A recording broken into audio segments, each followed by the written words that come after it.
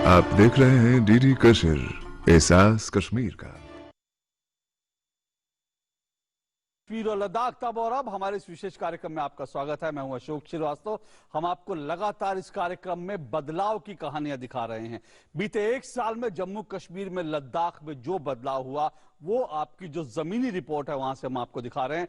और एक साल पहले जब वहां से 370 और 35 को हटाने का ऐलान हुआ और जम्मू कश्मीर को एक अलग और लद्दाख को एक अलग केंद्र शासित प्रदेश बनाने का ऐलान हुआ, उसके बाद जमीन पर किस तरह का डेवलपमेंट हो रहा है, विकास हो रहा है, कैसे विकास की जो रफ्तार है उस बढ़ी है और कैसे जो लोगों की, स्थानीय लोगों की सपने हैं, जो उनकी आकांक्षाएं हैं वो पूरी हो रही हैं, हम आपको लगातार दिखा रहे हैं।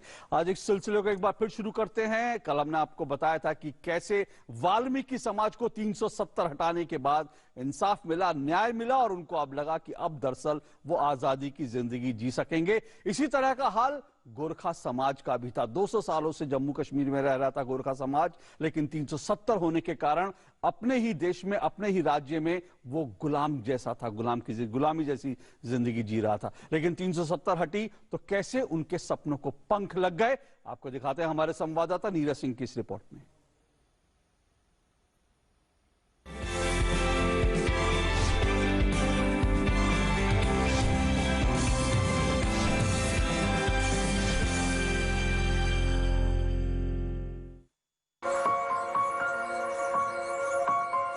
जम्मू की महक छेत्री जूनियर जिम्नास्ट में राष्ट्रीय स्तर पर गोल्ड मेडल जीत चुकी है।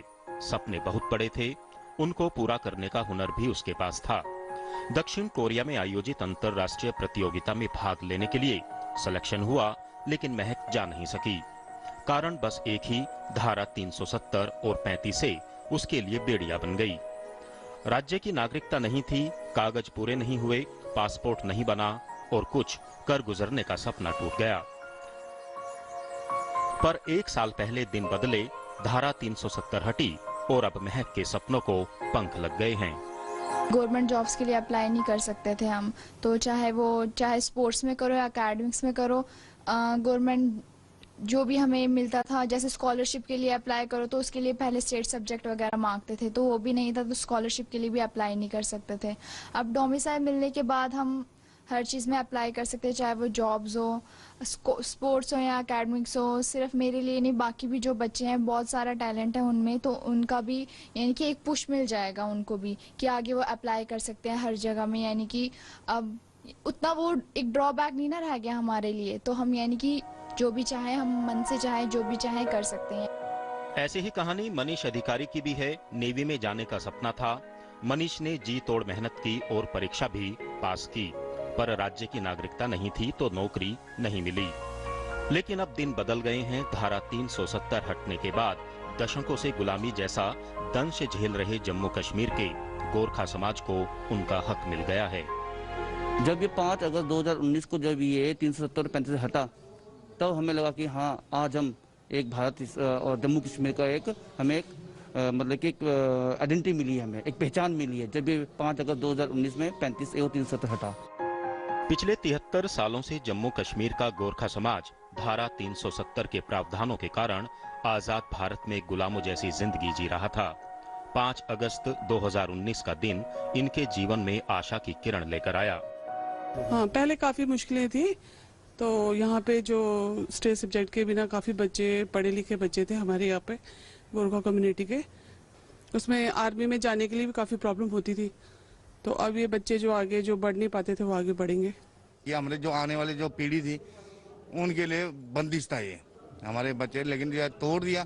अभी हम डोमिसाइल बन रहे हैं, ये बहुत अच्छी बात है और बन गया है हमारा, तो ये सबसे अच्छी बात है। जम्मू कश्मीर में गोरखा समाज महाराजा गुलाब सिंह के समय लगभग 200 साल पहले यहाँ आया था। ज्यादातर लोग सेना में रहे। अब यहाँ उनकी 5वीं पीढ़ी रह रही है।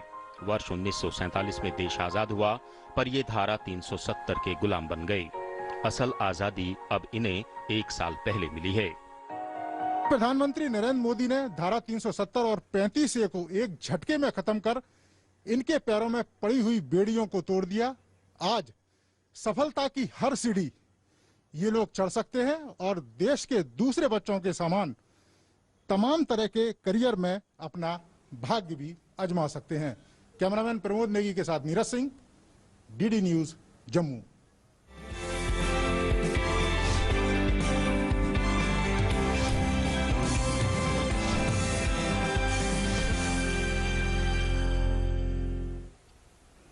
तो देखा आपने कैसे बेड़ियां टूटी और जो जम्मू कश्मीर में रह रहे जो गोरखा समाज था अब वो उड़ान भरने के लिए तैयार है।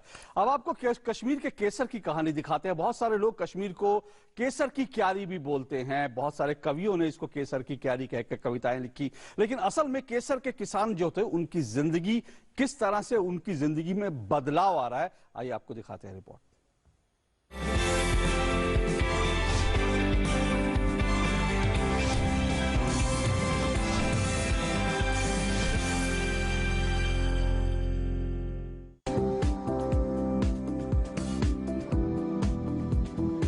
पंपोर पुलवामा के खेतों में काम कर रहे सईद फारूक को उम्मीद है कि इस साल उनके खेत सोना उगलेंगे।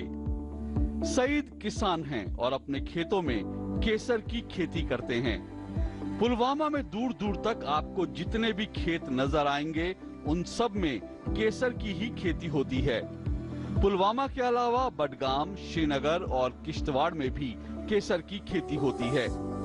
कश्मीर का केसर दुनिया का सबसे बेहतरीन केसर माना जाता है, इसलिए यूं तो केसर की खेती हमेशा फायदे का सौदा रही है, पर बीते कई सालों में सरकारों की अनदेखी, खेती की पुरानी तकनीक और पानी की कमी के चलते खेतों में केसर की फसल लगातार कम होती गई।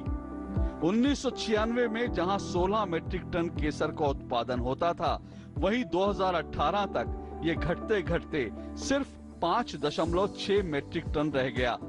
उस पर ईरान का सस्ता केसर कश्मीरी केसर के नाम से बिकने लगा। ऐसे में केसर के किसानों की कमर ही टूट गई थी। पर अब सरकार ने केसर के किसानों के लिए एक के बाद एक कई कदम उठाने शुरू किए हैं।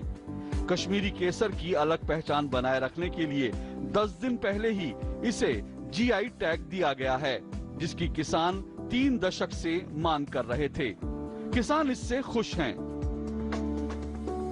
इरिगेशन के लिए भी काम हो रहा है, जिससे हम जमींदार भी इंशाल्लाह मतलब हमारी उम्मीद जगी है इंशाल्लाह इस साल इरिगेशन होगा और हमारी जो फसल है फसल बढ़ जाएगी।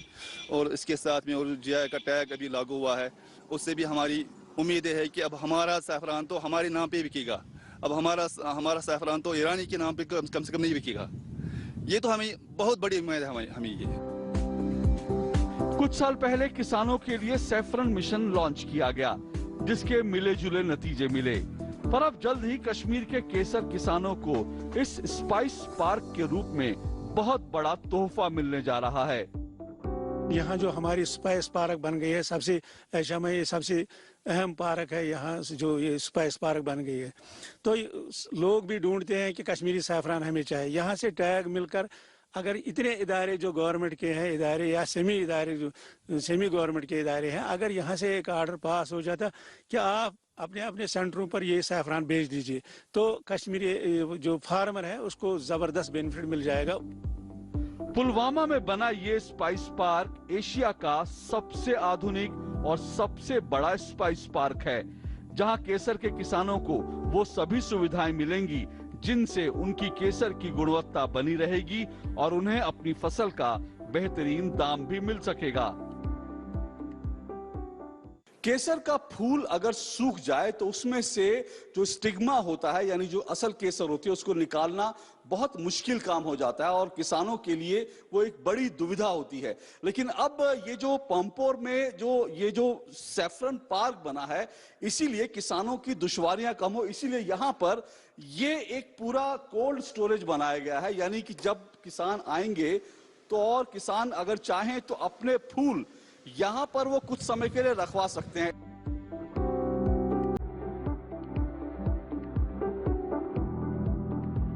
यहाँ पे सैफरान के डिफरेंट पैरामीटर्स करते हैं, जिसपे हम फिर सर्टिफिकेट दे देते हैं।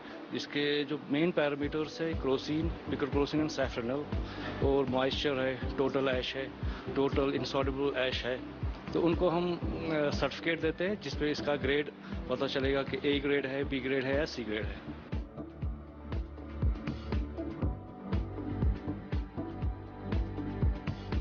जो सबसे पोस्ट हार्वेस्ट टेक्नोलॉजी जो है सैफरान की वो है ड्राइंग। अगर आपकी ड्राइंग अच्छे से होती है तो आपका जो मार्केट प्राइस है वो आपको अच्छा मिलेगा। तो नॉर्मली जो फार्मर्स अपना सैफरान जो ड्राई करते हैं या तो वो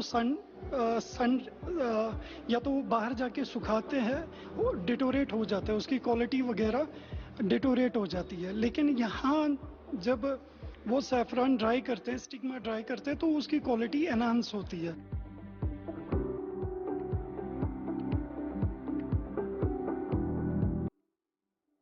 यहाँ पे हमारे 2 पैकेजिंग लाइन्स हैं, ऑटोमेटिक पैकेजिंग लाइन्स। इनमें 2 ऑटोमेटिक फिलर्स लगे हैं। इसमें हम ऑटोमेटिकली फिल कर सकते हैं, मतलब पैकिंग सैफरन की। इसमें हम 1 ग्राम से लेके 5 ग्राम तक पैकिंग कर सकते हैं।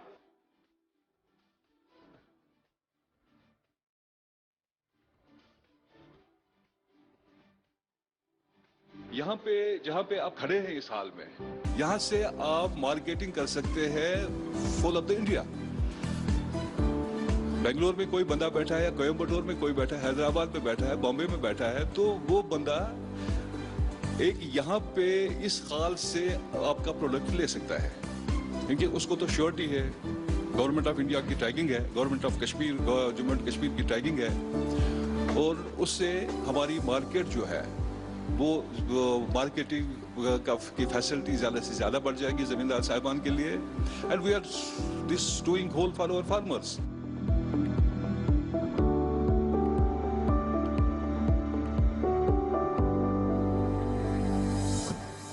कश्मीर में पंपोर की ये धरती और यहाँ की मिट्टी केसर की खेती के लिए सबसे ज्यादा मुफीद मानी जाती है।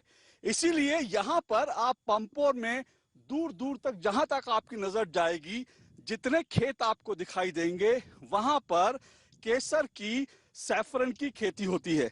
कश्मीर का जो केसर है, जो सैफरन है, वो दुनिया का सबसे बेहतरीन सैफरन, सबसे बेहतरीन केसर बताते हैं। लेकिन वक्त की मार ऐसी पड़ी कि यहाँ पर किसानों की जो आमदनी थी, केसर से जो उनको आमदनी होती थी, वो धीरे धीरे कम होने लगी, क्योंकि इरिगेशन का सिस्टम जो है यहाँ पर पर्याप्त नहीं था। साथ साथ ईरान से जो सस्ता वाला केसर आया, उसने यहाँ का बाजार को नुकसान पहुंचाया, और यहाँ के जो लोग थे, जो किसान थे, उनका फायदा कम होने लगा, उनका नुकसान हुआ। तो किसानों ने इस तरह से केसर के जो खेत थे, वहां पर उन्होंने सेब के बागान लगाने शुरू कर दीजिए। ये आप देखिए कि यहाँ पर कभी केसर उगता था, लेकिन अब यहाँ पर सेब का बागान है। पर यह तस्वीर अब बदलने लगी है, और धीरे धीरे जो लक्ष्य तय किया गया है, अब लक्ष्य यह है कि यहाँ पर प्रति हेक्टेयर कम से कम 8 से 10 किलो केसर का जो फूल है वो निकल पाए। 8 से 10 किलो अगर उत्पादन होगा तो एक बार फिर से किसान वापस केसर की खेती की तरफ आएंगे। और इसीलिए यहाँ पर आपको दिखाई देगा कि इरिगेशन के भी इंतजाम किए जा रहे हैं, और साथ साथ केसर और सैफरन की मार्केटिंग के लिए भी सरकार ने बेहतरीन प्रबंध किए हैं। कैमरामैन सौरभ शर्मा के साथ अशोक श्रीवास्तव, डीडी न्यूज, पुलवामा।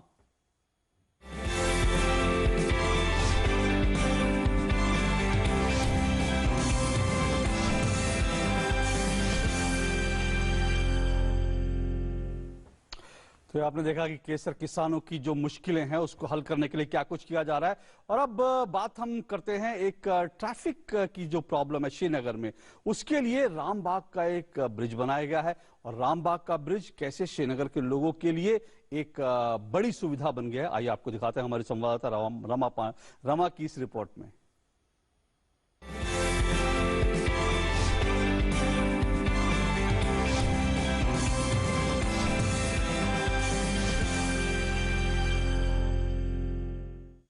जम्मू कश्मीर में जब हम विकास कार्यों की बात करते हैं, विशेषकर घाटी में, तो इस रामबाग फ्लाईओवर जिस पर इस वक्त हम मौजूद हैं, इसका उल्लेख करना बेहद महत्वपूर्ण हो जाता है, क्योंकि बेहद अहम है ये यहाँ पर ट्रैफिक कंजेशन को रोकने की एक कड़ी के रूप में। 2013 में इसका निर्माण कार्य शुरू हुआ था, लेकिन किसी न किसी वजह से इसके निर्माण कार्य में बाधा आती रही। लेकिन अगस्त 2019 से पहले अप्रत्याशित रूप से इसके काम में तेजी आई।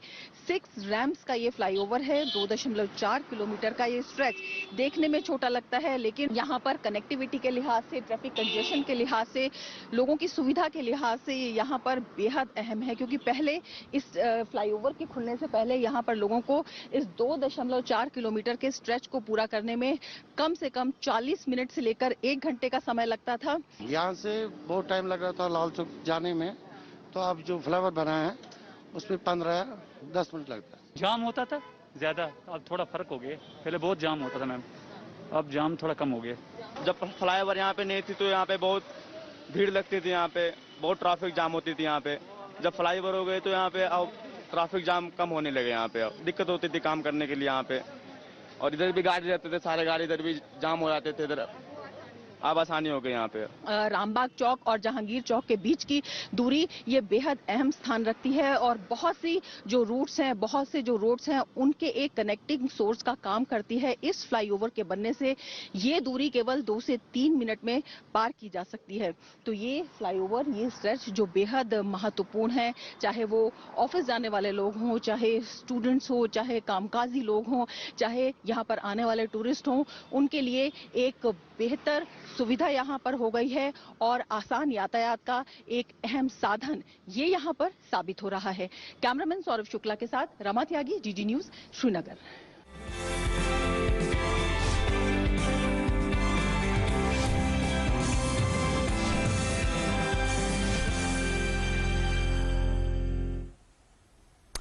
तो लोगों के लिए डेवलपमेंट के मायने क्या होते हैं वो भी बड़ी अलग अलग बात है। अगर श्रीनगर के लोगों को एक ब्रिज चाहिए था तो उड़ी में जो लोग एलओसी के पास रहते हैं उनको जरूरत है बंकर की। जी हाँ, क्योंकि वो अक्सर पाकिस्तान की तरफ से जो गोलीबारी होती है उसके निशाने पर होते हैं और उनके घर बार भी इससे नुकसान में आते हैं और साथ साथ उनकी जिंदगी भी जो है खतरे में पड़ती है। पहली बार ऐसा हो रहा है कि उड़ी में, श्रीनगर में, माफ कीजिएगा, श्रीनगर नहीं, कश्मीर में कहें, अगर उड़ी में, वहां पर अब बंकर बनने की शुरुआत हो गई और लोगों के लिए ये एक पुरानी उनकी मांग थी और उनका सपना सच होने जैसा है। आपको दिखाते हैं उड़ी से रिपोर्ट।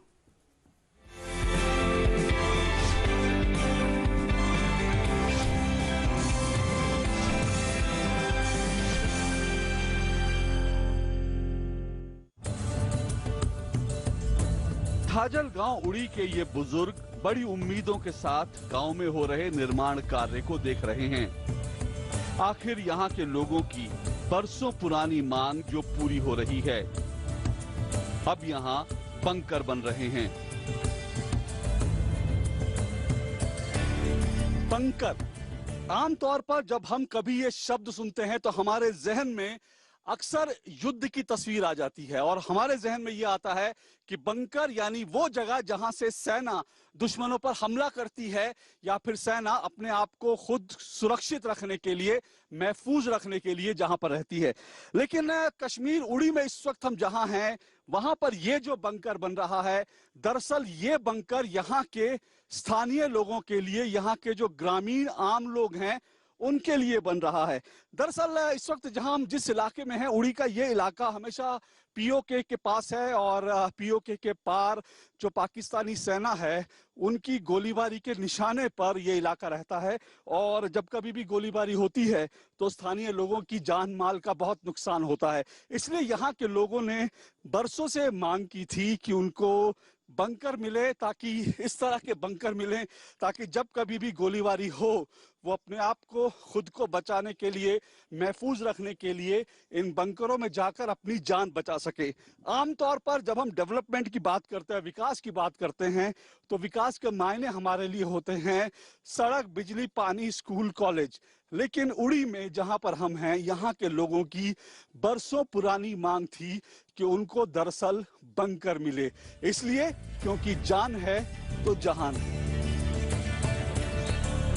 कश्मीर में एलओसी के पास बसे गांव में रहने वाले लोग हमेशा इस खौफ में जीते हैं कि पता नहीं कब नियंत्रण रेखा के पार से बिना वजह उनके घरों पर गोलीबारी शुरू हो जाए और उन्हें जान बचाने के लिए भागना पड़े। इस गोलीबारी के कारण इन इलाकों में रहने वाले कई लोगों को जान गंवानी पड़ी है तो कई घायल हुए, अपाहिज हुए। अब पहली बार इन लोगों की सुरक्षा के लिए बंकर बनाए जा रहे हैं जो इनकी बरसों पुरानी मांग थी। यहाँ पे जितने भी इलाके हैं जितने भी पंचायत हैं बिल्कुल वो LOC पर है, वहाँ पे बैंकर बनाने की बहुत अशद ज़रूरत है।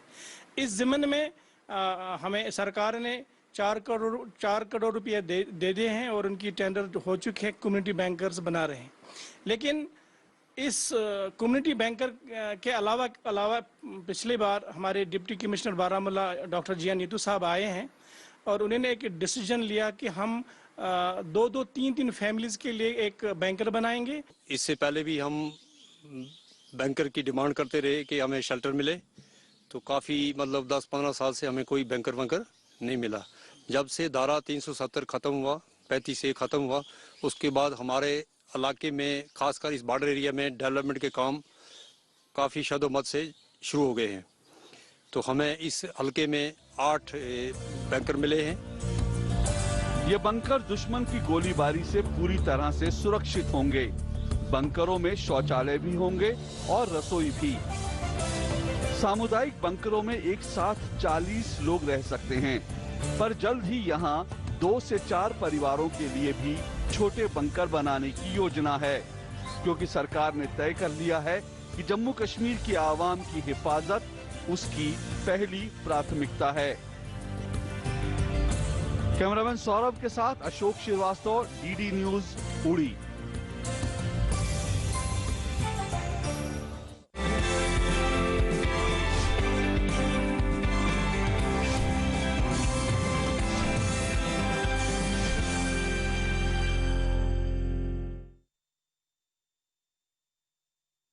अगर सड़क मांगते हैं और साथ साथ अगर वो अपने लिए मांगते हैं कि उनको पुल चाहिए, तो दूसरी तरफ उड़ी के लोग कहते हैं कि उनको बंकर दे दीजिए ताकि वो सुरक्षित रह सकें।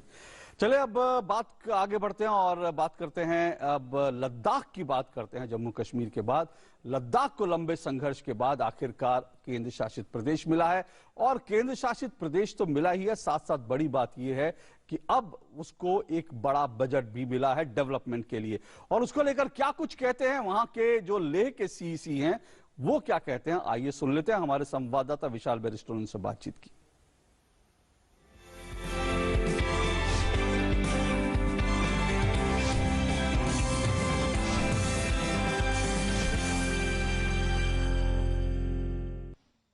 यूटी बनने के बाद लद्दाख को केंद्र से 464 करोड़ रुपए का बजट मिला। चारों तरफ खुशी की लहर दौड़ गई, लेकिन पैंडेमिक ने आके उसमें एक रुकावट सी लगा दी है। मेरे साथ हैं CEC मिस्टर वांग्याल लद्दाख हिल काउंसिल के। आइए हम उनसे बात करते हैं और जानते हैं कि किस तरह का चैलेंज आया है और उससे निपटने की क्या तैयारी है। इस लद्दाख को जो मोदी जी ने एक पहचान दिया, एक आइडेंटिटी दिया है हमें। अदरवाइज लद्दाखियों का पहचान आप सबको पता है, पहले JNK के नीचे हम था, तो हमें कोई मतलब हमारा एक पहचान औकात ही वजूद ही नहीं था हमारा। लेकिन आज हमें मोदी जी ने एक पहचान दिया, आइडेंटिटी दिया, हम उसके बहुत बहुत आभारी हैं। साथ ही साथ जो फंड्स जिसकी वजह से हमें JNK में इतना किल्लत आता था जब we were in JNK, funds मांगने के लिए, क्योंकि आप इमेजिन नहीं कर पाओगे कि JNK का जितना टोटल बजट होता है उसका सिर्फ 2% मिलता था हम। वांगेल साहब, पैसा भी आ गया, चुनौती भी सामने है, अब आप किस तरह की प्लानिंग कर रहे हैं? आज के डेट में हमारे पास फंड्स अवेलेबल है 4 गुना ज्यादा पहले से, लेकिन due to this corona virus हम उसको सही तरीके से आज के डेट में इम्प्लीमेंट नहीं कर पा रहे। लेकिन हमारी तरफ से, हमारे ऑनरेबल LG साहब की तरफ से पूरा कोशिश है कि इस फंड्स को हम यूटिलाइज करें। सर्दियां भी स्टार्ट हो जाएंगी, तो आपके पास जो लिमिटेड पीरियड है, तो अभी आपके एजेंडे पर क्या क्या है? Solid waste management, cold storage, फिर हमारे पास यहाँ पर 7.5 करोड़ का ये एक मेन ब्रिज है जो कि इस पार से उस पार के कुछ गांव है उसको लिंक करता है। एक मेन ब्रिज है चोकलामसर ब्रिज, उसको हमारे करने का है। इसी तरह हमारा है कि नुब्रा में शाद से टकनक बोल के एक ब्रिज है जो कि शायोक रिवर के इस तरफ से उस तरफ लोगों को मिलाएगा, वो एक लाइफ लाइन होगा लोगों के लिए। उस पे हमारा जोर है कि वो काम कंप्लीट तो मुझे नहीं लगता है, लेकिन कम से कम वो काम शुरू हो जाए। न्यू नॉर्मल में लेबर भी चाहिए, साथ ही आपको कोविड से भी निपटना है, पैंडेमिक फैले ना, तो वो भी आपके ध्यान में होगा कि कहीं इन्फेक्शन ना फैल जाए। एडवाइजर साहब ने एक एसओपी निकाला है जिससे कि कोविड-19 का सर्टिफिकेट जो भी नीचे से आएगा, चाहे वो बाई एयर हो या बाई रोड हो, कोविड-19 का 48 आवर्स बिफोर का एक सर्टिफिकेट वो लेके आएगा अंदर। जो लेके नहीं आएगा तो उनको यहाँ हमने गवर्नर साहब से गुजारिश किया है कि वो सेल्फ क्वारंटाइन ना हो, इंस्टीट्यूशनल क्वारंटाइन है। तो ये थे मिस्टर वांग्याल और उन्होंने बिल्कुल ठीक कहा कि हमें चेन को तोड़ना होगा, यहाँ पर पैंडेमिक को फैलने से रोकना होगा। और आप जो हमारी बात सुन रहे हैं उनको भी हम ये बता दें कि हम खुद 48 आवर्स पहले मैं अपनी टीम के साथ अपना रिपोर्ट लेकर आया हूं, और आप भी अगर यहाँ पर आए, बहुत खूबसूरत जगह है, आइए, लेकिन अपनी रिपोर्ट के साथ, क्योंकि यहाँ नेचर को एंजॉय करना है, साथ ही पैंडेमिक को फैलने से भी रोकना है। कैमरामैन संजय जैना और कमलेश के साथ मैं विशाल बैरिस्टो, डीडी न्यूज ले।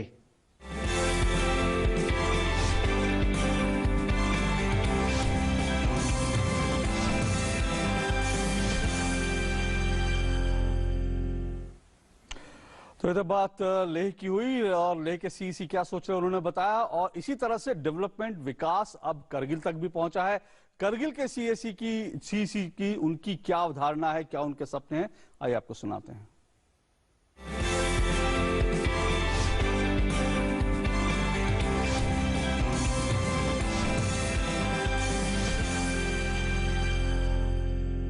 हमारा जो कैपेक्स प्लान है इस साल का, आपका 2020-21 का, ये यूटी बनने के बाद हमारा पहला कैपेक्स प्लान है। वो हमारा 232 करोड़ का प्लान है। नॉर्मली इससे पहले क्या होता था, वर्क्स कंपोनेंट के लिए हमारा 114 करोड़ का प्लान बेशक होता था, लेकिन सिर्फ वर्क्स कंपोनेंट के लिए हार्डली हमारे पास 50 से लेकर 56 करोड़ तक हमारे पास पैसा आता था।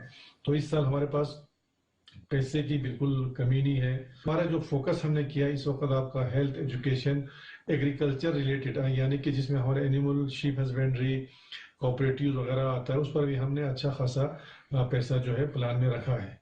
एग्रीकल्चर से मुराद है आपका, और जो भी उसके साथ सेक्टर है, जैसे आपका एनिमल हस्बेंड्री है, जैसे आपका शीप हस्बेंड्री है, जैसे आपका हॉर्टिकल्चर है, ये 3-4 ऐसे डिपार्टमेंट हैं जो डायरेक्टली आपका हमारे जो फार्मर्स से उनके साथ जुड़ा हुआ है।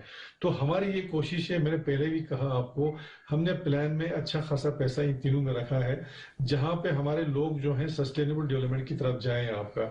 उसमें हमने ये रखा है कि कुछ इंसेंटिव्स हमने फार्मर्स में को रखे।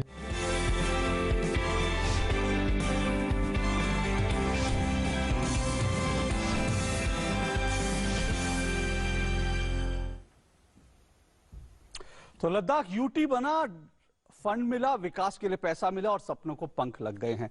बहरहाल इसी के साथ आज इस कार्यक्रम में इतना ही, हमें दीजिए इजाजत। लेकिन आपको मैं एक बार फिर याद दिला दूं कि बीते करीब 8 दिन से हम आपको रोज जम्मू कश्मीर और लद्दाख में जो बदलाव है वहां की तस्वीरें दिखा रहे थे। आज इस श्रृंखला का आखिरी कड़ी थी और आज के बाद ये कार्यक्रम फिलहाल नहीं आएगा।